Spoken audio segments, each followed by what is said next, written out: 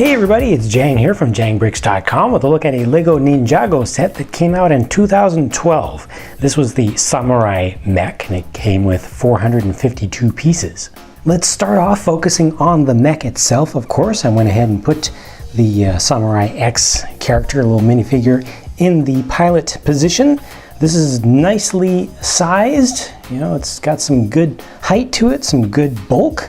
And this was a really enjoyable build. There were a lot of different twists and turns to the build, things that happened that I personally wasn't expecting along the way, ways that different things were put together. It was just, like I said, just enjoyable. Oops, almost fell forward there. Actually has pretty good stability. It is able to kind of lean forward like that. If you don't balance it properly, it's able to lean back a little bit too far, a little bit farther than it needs, but it does have friction in all of its joints, so you are able to pose it pretty decently well. And it's got ball joints down here in the feet or in the ankles with a limited range of motion there. You can actually bring these up if you want to be able to turn the feet upward just a little bit more. The knees have no articulation whatsoever. That's just kind of a fake little facade right there, but you get most of your articulation for the legs up here with these ratcheted joints, which allow you to move the legs outward. You see these side pieces are able to rotate up, and then you can also rotate the, something just fell out. Don't worry, we'll take a look at that again in a minute, but you're able to move the legs way far forward. And the good thing is that there is enough friction in that one single joint down there in the ankle to be able to still hold it up with one leg completely in the air. Now, that's a pretty heavy leg. It's got a lot of parts to it, so I'm really happy that they were able to get enough in there to make that work. And you can kind of get a walking or charging forward pose with this. And there we go. Okay, yeah, kind of a walking pose. Gets a little bit of rocking in there, but this is with the whole arm all the way forward. The front, the other side arm is not even moved back for a counterweight, so it's able to get some decent posability out of it. Now you do have two ball joints thanks to this Hero Factory or Construction piece right here. So two ball joints allows you to, unfortunately the upper arm is kind of small there, but once again, similarly to the hips where you've got these pieces that can flap up and down, the shoulders you've got pieces that can move up and down. So when the arm is all the way down, this little cow catcher piece from a train can come down, gives a nice little cage kind of shoulder armor or shoulder guard there. But then if you want to move the hand up, you can do that. Now, speaking of the hands, you've got four-fingered hands, or three fingers and a thumb, and there's a sword in the hand here that's actually attached in the center. This is really nicely done because it's very secure. They use an small axle piece that goes right up into the center there, right between, kind of in the palm section. And it's pretty stealth. You can't see it, and unless you're really looking for it, you put the fingers around there and it really looks like it's holding on to that sword. So that's a very, very nice and effective design for holding the sword in the hand, because it looks like it's being held by these fingers.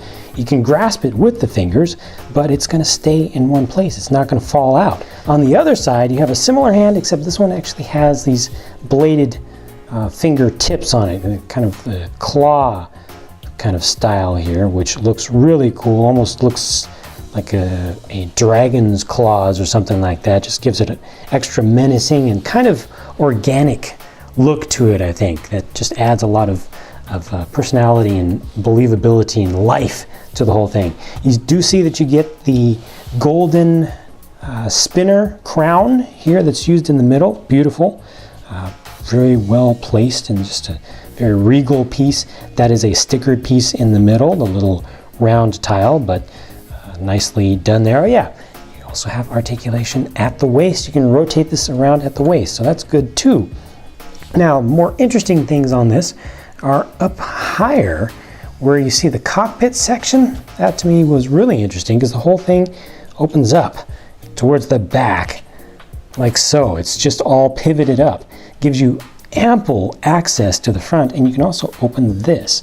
So that just kind of gives you access to seeing the face right there if you want to. Up here on the shoulders over here you get a shooter which is not actually going to do anything. It's something that you can just kind of pretend with, that you'd be able to shoot with that. But over on this side, on this shoulder, you get one of these old style cannons, and that's where that piece was that fell out earlier. This little piece right here, it's a little piece of ammunition that can go in there, and this is one of those cannon pieces that will actually shoot.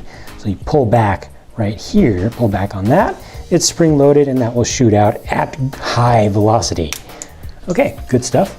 You got the flag up here, and it, you know, oh yeah, the little jet boosters, little rocket boosters on the back, and you can angle those a little bit to simulate different modes or angles of attack as you're flying around. So that's pretty nicely done. A few things that are kind of open back here, but still doesn't look too bad from the back. They have enough different texture used all around this whole thing.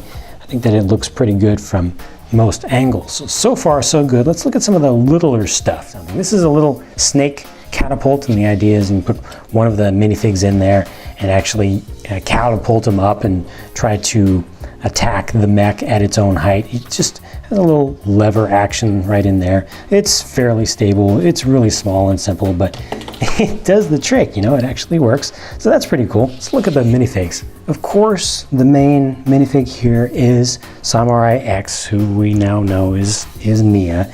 I've known since fairly early on. You know, they kind of showed the eyes in some shots. And a lot of armor on there, kind of covers up a lot of stuff. This is nice, the mouth guard. It's not able to turn up, but it's actually attached kind of like a visor.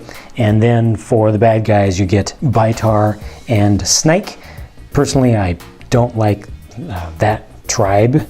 I never did. The design of them, the little short humanoid form, their faces, and then the snake head back there. I like these guys a lot better. Just looks cooler to me. And I will take off some of the extra stuff so you can see what they look like underneath. Looking at these from the back, not a whole lot to see except a little bit more of Nia's, Samurai X's helmet right there, which has pretty nice detail to it, and it's gunmetal gray. And you can see you've got print going all the way across the tops of the heads here on these guys, also coming across the back. Let's go ahead and take those off. Now with those removed, you can see the prints more clearly on the backs of those torsos. You can also see the very nice print on the back of Nia's torso, in addition to the fact that she has a second face on that head. Looking at it from the front, ooh, that's her mean face. And you can see, you know, much more detail in the torso there too. So that still looks good with the torso off. Really would have been nice if they included a hairpiece for her so that she could have still been able to be used as a minifig without the Samurai X top. There's what she looks like from the front. And taking the mouth guard off, it's kind of the next best kind of lightweight look for her. Obviously, Bitar does not have a head underneath there because it's not really built as a regular minifig. This whole thing is just one piece, and that gives you all of its personality. One other thing I want to point out with Bitar is that this fang blade here does have the anti-venom capsule on it, so that's actually a printed piece. They included 2 of those in the set. You only use one of them, so it's nice to have an extra one, but that's a nice extra little thing that just adds a little bit more value to this, that you would want to try to capture that because it's really, really important. To me personally, the Samurai Mech was one of the coolest things in all of the Ninjago TV series. I thought it was really well designed in the TV series. I loved every time it made an entrance. It was a good little way to tie in the secret identity of Nia. It just worked out really well.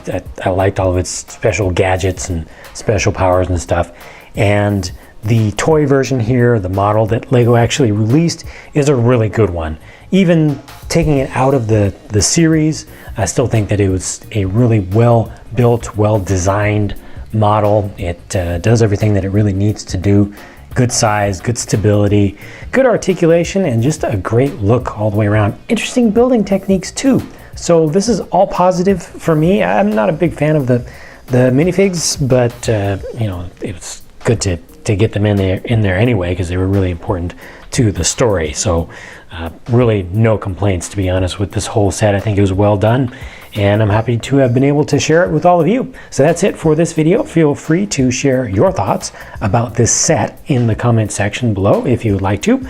Otherwise, stay tuned for more videos because more are always on the way. You can follow all of my updates at jangbricks.com, where I post things not just that are going to be showing up in videos, but other stuff as well, updates, and you can follow the progress of custom builds if I have any big ones going on, and other stuff that's on the way. So thank you for watching. I'll talk to you again soon.